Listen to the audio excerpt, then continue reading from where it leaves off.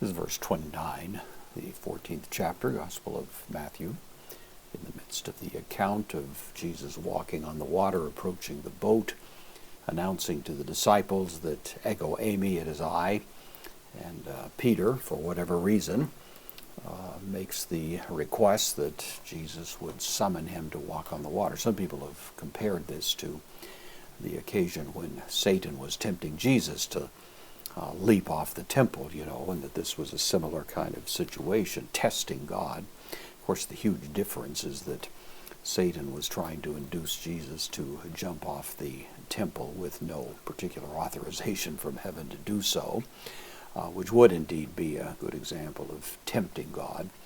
Whereas here, Peter appropriately makes the request, command that I come to you. And of course, that immediately changes the nature of the situation, because if Jesus did not give the command, then presumably Peter would not have gratuitously gotten out of the boat.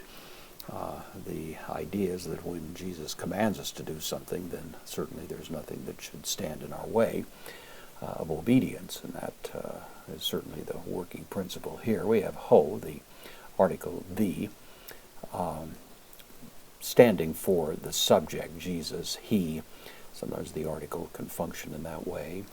Lego is the verb behind apin, third person singular, aorist, active indicative. He said, but he said, or because he, postpositive here, a little bit of an adversative sense.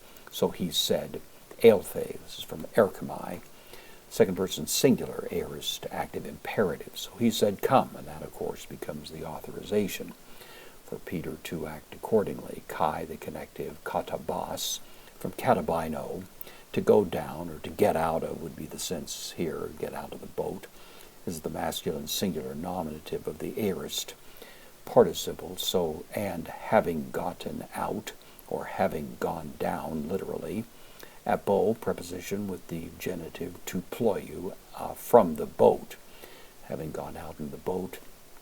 Ho, the Petros, the Peter, literally, often used with the proper name, although here it's conflicted evidence in the manuscripts.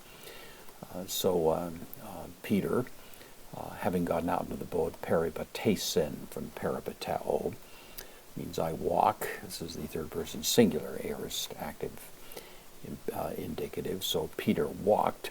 Epi, preposition with the accusative, ta hodata, upon the waters. In the Old Testament, only God can walk upon the waters, but here, of course, strengthened by the miraculous power of Christ as deity there, Peter can join in the same kind of activity. He walked upon the waters, kai, eilthen, and came, from erchomai, third person singular, aorist active indicative.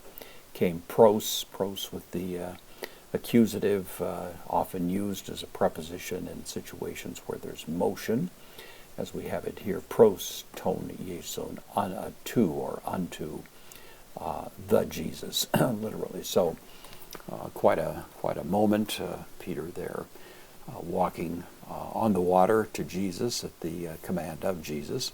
That in itself, of course, is a striking expression of faith on Peter's part. Even though he waffles a little bit before it's over, we can still admire the courage that he had to trust Jesus in that regard.